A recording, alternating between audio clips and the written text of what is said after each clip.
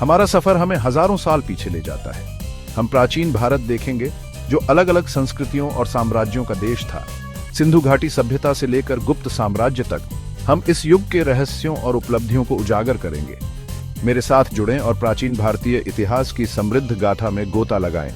हमारा अन्वेषण लगभग 3300 ईसा पूर्व से 500 ईस्वी तक फैला है। इस काल में शक्तिशाली साम्राज्यों का उत्थान और पतन हुआ। इसने नए धर्मों और दर्शनों को जन्म दिया, जो आज भी दुनिया को आकार दे रहे हैं। इन प्राचीन सभ्यताओं की गूंज समय के साथ गूंजती रहती है, जो हमें उनकी स्थायी विरासत की याद दिलाती है। हमारा पहला पड़ाव सिंधु घाटी सभ्यता है। यह उल्लेखनीय सभ्यता लगभग 2500 ईसा पूर्व भारतीय उपमहाद्वीप के उत्तर पश्चिमी क्षेत्र में फली फूली। सिंधु के लोगों ने अपने उन्नत शहर नियोजन के लिए प्रसिद्ध परिष्कृत शहरी केंद्र बनाए। उनके दो सबसे प्रमुख शहर हड़प्पा और मोहनजोदड़ो थे। इन शहरों में सुनियोजित सड़कें, प्रभावशाली जल निकासी व्यवस्था और सार्वजनिक स्नानागार थे। जटिल नक्काशी वाली मोहरों की खोज एक लेखन प्रणाली का सुझाव देती है। हालांकि यह लिपि अभी तक अनिर्णित है, जिससे उनकी संस्कृति के बारे में कई सवाल अनुत्तरित हैं। सिंधु के लोग कुशल कारीगर और व्यापारी थे। वे व्यापक व्यापार नेटवर्क में लगे हुए थे, जो उन्हें मेसोपोटामिया और अन्य प्राचीन सभ्यताओं से जोड़ते थे। उनकी विरासत उनके उल्लेखनीय शहरी नियोजन, उन्नत शिल्प कौशल और उन रहस्यों में निहित है, जो आज भी हमें आकर्षित करते हैं। सिंधु घाटी सभ्यता के पतन के बाद लगभग 1500 ईसा पूर्व में इंडो आर्यन लोगों के आगमन के साथ एक नया अध्याय शुरू हुआ। ये देहाती लोग अपने साथ अपनी विशिष्ट धार्मिक मान्यताएं और प्रथाएं लेकर आए, जिन्होंने हिंदू धर्म की नींव रखी। उनके पवित्र भजन और अनुष्ठान वेदों नामक ग्रंथों के संग्रह में संरक्षित थे। वेदों में 4 मुख्य संकलन हैं: ऋग्वेद, सामवेद, यजुर्वेद और अथर्ववेद। ये ग्रंथ उनके विश्वासों, सामाजिक संरचना और ब्रह्मांड विज्ञान में बहुमूल्य अंतर्दृष्टि प्रदान करते हैं। चारों में सबसे पुराना ऋग्वेद विभिन्न देवताओं को समर्पित भजनों से युक्त है। ये भजन उनके विश्व दृष्टि की झलक पेश करते हैं, प्रकृति पूजा के महत्व और ब्रह्मांडीय व्यवस्था की अवधारणा पर प्रकाश डालते हैं। वैदिक काल ने भारतीय समाज में एक महत्वपूर्ण बदलाव को चिह्नित किया, धार्मिक और सामाजिक प्रथाओं की नींव स्थापित की, जो आने वाली सदियों तक उपमहाद्वीप को आकार देगी। 6ठी शताब्दी ईसा पूर्व के दौरान महत्वपूर्ण बौद्धिक और आध्यात्मिक उथल-पुथल का दौर पूरे भारत में फैल गया। इस युग में नए दर्शनों और धर्मों का उदय हुआ। उनमें से बौद्ध धर्म और जैन धर्म ने प्रमुखता प्राप्त की, मौजूदा सामाजिक और धार्मिक मानदंडों को चुनौती दी। बौद्ध धर्म के संस्थापक सिद्धार्थ गौतम ने ज्ञान प्राप्त किया और बुद्ध के रूप में जाने गए। उन्होंने 4 आर्य सत्यों और अष्टांगिक मार्ग का प्रचार किया, अस्तित्व की अनित्यता और दुख से मुक्ति के मार्ग पर जोर दिया। बुद्ध के समकालीन महावीर ने प्राचीन भारतीय धर्म जैन धर्म को पुनर्जीवित और औपचारिक रूप दिया। जैन धर्म अहिंसा, आत्म अनुशासन और सभी जीवित प्राणियों की परस्पर संबद्धता पर जोर देता है। बौद्ध धर्म और जैन धर्म दोनों ने नैतिक आचरण, करुणा और आध्यात्मिक ज्ञान की खोज की वकालत की। उनकी शिक्षाएं विभिन्न सामाजिक पृष्ठभूमि के लोगों के साथ प्रतिध्वनित हुईं, जिससे उनकी व्यापक अपील और प्रभाव में योगदान हुआ। भाग 5: मौर्यों का उदय। 4ठी शताब्दी ईसा पूर्व में भारत में पहले प्रमुख साम्राज्य मौर्य साम्राज्य का उदय हुआ। चंद्रगुप्त मौर्य द्वारा स्थापित इस विशाल साम्राज्य ने इतिहास में पहली बार अधिकांश भारतीय उपमहाद्वीप को एकीकृत किया। चंद्रगुप्त के चतुर नेतृत्व और सैन्य कौशल ने उन्हें एक केंद्रीकृत साम्राज्य स्थापित करने में सक्षम बनाया।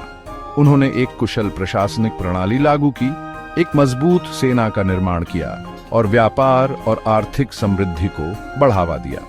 उनका साम्राज्य पश्चिम में सिंधु नदी से लेकर पूर्व में बंगाल की खाड़ी तक फैला हुआ था, जो भारतीय इतिहास में एक महत्वपूर्ण क्षण था। मौर्य साम्राज्य का प्रभाव अपनी राजनीतिक सीमाओं से परे तक फैला हुआ था। कला, स्थापत्य और साहित्य के उनके संरक्षण ने भारतीय संस्कृति पर एक स्थायी प्रभाव छोड़ा। चंद्रगुप्त के शासनकाल ने उनके पोते अशोक महान के अधीन स्वर्ण युग की नींव रखी। भाग 6: अशोक की विरासत, धर्म और साम्राज्य। चंद्रगुप्त मौर्य के पोते अशोक ने 268 ईसा पूर्व में सिंहासन पर आरूढ़ हुए। उनका शासनकाल मौर्य इतिहास में एक महत्वपूर्ण मोड़ था। कलिंग में एक विनाशकारी युद्ध के बाद अशोक ने हिंसा का त्याग कर दिया और बौद्ध धर्म को अपने शासन के मार्गदर्शक सिद्धांत के रूप में अपनाया। उन्होंने धर्म के सिद्धांतों का प्रचार किया, जिसमें धार्मिकता, अहिंसा और सामाजिक कल्याण शामिल था।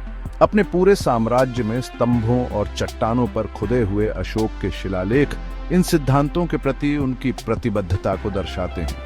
उन्होंने धार्मिक सहिष्णुता को प्रोत्साहित किया, शिक्षा और स्वास्थ्य सेवा को बढ़ावा दिया और अपनी प्रजा के लाभ के लिए सड़कों और विश्राम गृहों का निर्माण किया।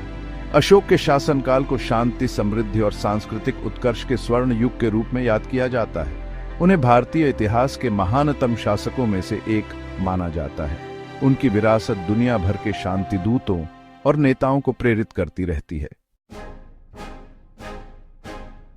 भाग 7 स्वर्ण युग, गुप्त साम्राज्य। मौर्य साम्राज्य के पतन के बाद 4वीं शताब्दी ईस्वी में एक नई शक्ति का उदय हुआ, गुप्त साम्राज्य। इस युग, जिसे अक्सर भारत का स्वर्ण युग कहा जाता है, में कला, विज्ञान और साहित्य में पुनर्जागरण देखा गया।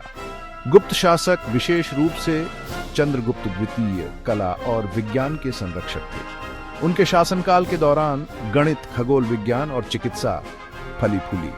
आर्यभट्ट जैसे विद्वानों ने गणित और खगोल विज्ञान में महत्वपूर्ण योगदान दिया।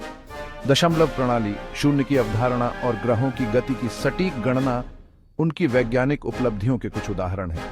इस काल में संस्कृत साहित्य का भी विकास हुआ। भारत के शेक्सपियर माने जाने वाले कालिदास की रचनाएं अपने कालातीत विषयों और गीतात्मक सुंदरता से दर्शकों को मंत्रमुग्ध करती रहती है। गुप्त युग ने भारतीय संस्कृति पर एक अमिट छाप छोड़ी, जिसने आने वाली सदियों तक अपनी कलात्मक, वैज्ञानिक और साहित्यिक परंपराओं को आकार दिया। भाग 8 सांस्कृतिक टेपेस्ट्री, कला, विज्ञान और साहित्य। इन प्राचीन साम्राज्यों के दौरान भारतीय संस्कृति जीवंत कला, अभूतपूर्व वैज्ञानिक खोजों और साहित्य की उत्कृष्ट कृतियों के साथ फली फूली।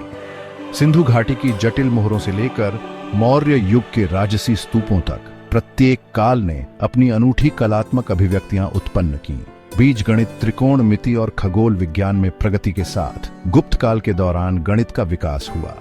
प्राचीन भारतीय गणितज्ञों के एक मौलिक योगदान, शून्य की अवधारणा, ने गणित में क्रांति ला दी और भविष्य की खोजों का मार्ग प्रशस्त किया। चिकित्सा के क्षेत्र में प्राचीन भारतीय चिकित्सकों ने समग्र उपचार और प्राकृतिक उपचारों पर जोर देते हुए आयुर्वेद की परिष्कृत प्रणालियों का विकास किया। ये प्राचीन प्रथाएं आज भी स्वास्थ्य सेवा के दृष्टिकोण को प्रभावित करती हैं। साहित्यिक उपलब्धियों में रामायण और महाभारत के महाकाव्य शामिल हैं, जो पीढ़ी दर पीढ़ी पूजनीय और पुनर्कथित होते रहते हैं। ये महाकाव्य कथाएं अनगिनत अन्य साहित्यिक कृतियों के साथ प्राचीन भारतीय समाज, मूल्यों और विश्वासों में गहन अंतर्दृष्टि प्रदान करती हैं।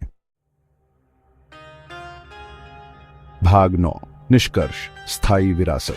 प्राचीन भारत के माध्यम से हमारी यात्रा समाप्त होती है। सिंधु घाटी के गूढ़ शहरों से लेकर गुप्तों के स्वर्ण युग तक हमने साम्राज्यों का उत्थान और पतन, नए धर्मों का जन्म और कला, विज्ञान और साहित्य का उत्कर्ष देखा है। प्राचीन भारत की विरासत गहन और स्थायी है। गणित, खगोल विज्ञान, चिकित्सा और दर्शन में इसके योगदान ने मानव सभ्यता पर एक अमिट छाप छोड़ी है।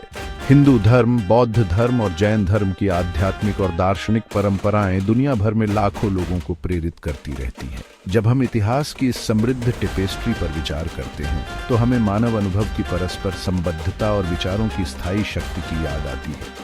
प्राचीन भारत की कहानी केवल अतीत की कहानी नहीं है, यह स्थायी मानव भावना और नवाचार, रचनात्मकता और आध्यात्मिक अन्वेषण की क्षमता का प्रमाण है।